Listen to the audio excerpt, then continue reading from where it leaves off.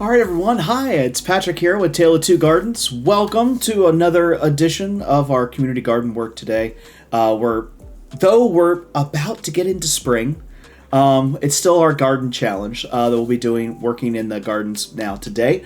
Now today we'll be at a community garden, and in the community garden we have one specific task: getting rid of a mound of mulch and making the paths that we've been working on, so that they don't fly away when the wind hits, so that they don't dry out because of the wind that inevitably will come through. So instead, we'll be getting into some mulch and finishing it up. So today is part one of two, in which that we'll see a mound get smaller and smaller and eventually go away. So let's go ahead and get into it, and we'll get rolling. So I figured you would want to see the mound as it gets smaller, and also where it's going. So we got two cameras going on, and then this mug here for three. I ordered mulch, and unfortunately I ordered what matched what we already have. That didn't come, and I didn't know it until after it was already dumped onto the yard. So playground mulch it is. It looks pretty good. I'm not gonna lie. It grew on me. So basically, what we're doing now is just covering up the weed paper so that we actually have things to walk on. We've had a few inches of rain. We've had some pretty hardcore winds. However, today was not too bad. The first hour that I did with the community garden this weekend, specifically, we did the first row that you actually see already done.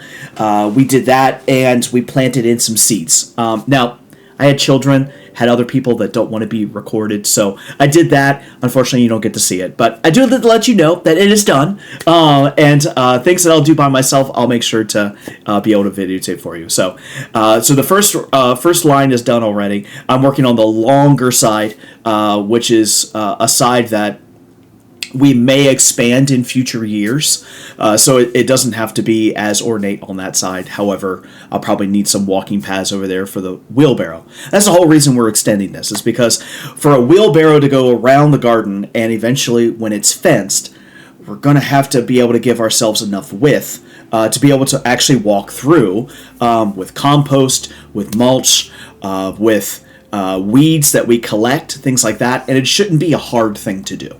So that's why we extended out an extra 3 feet on either side, and we're anticipating that when the fencing gets put in, we'll want to do what I'm calling climbers, annual plants that will climb up the fencing and be able to add some flowers, some kind of interesting fragrances. We're hoping for that kind of thing to go. So we have a few different annuals, and we're going to be looking at some perennials to do too. Now, if those are new words for you, just want to remind you, an annual is a plant that will eventually die off at the end of the growing season. When frost comes, it'll naturally kill the plant off. A perennial plant will be one that it will die off on its own, and then what will then happen is next year it will then regrow from its original spot. It may need pruning. It may have its own wood that it grows off of, things like that. But we're looking to do both of those. Otherwise, that's today's garden challenge. Part one of two of us doing the path making and completion. And hopefully we'll be moving on to some new projects here. So, a lot of things coming up this week. We're going to be finishing up the garden path on both sides. We're going to be doing some seeds tomorrow. So we'll be able to see some new seeds going in the greenhouse and out in the gardens. Gardens plural. Because we'll be doing seeds in both of them. If I am able to finish out the mulch areas and get that completed, what we'll then do is start fencing, so that when the plants start to grow up, we don't have to worry about any kind of critters coming and deciding that looks like a good lunch. So we'll be doing that this week and finishing out those things. Of course, I'll be doing some weeding in the home garden.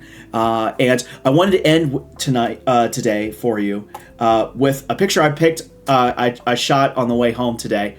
These are a couple different daffodils that have been coming in full bloom. They are just gorgeous right now. Unfortunately, I can't give you the name because it's been a number of years since I planted them. But we did plant them next to each other, and now I get a nice yellow and a nice cream white, almost like a fried egg look to them. Otherwise, that's it for me today. This is Tale of Two Gardens. Feel free to like, follow, share. Otherwise, happy gardening.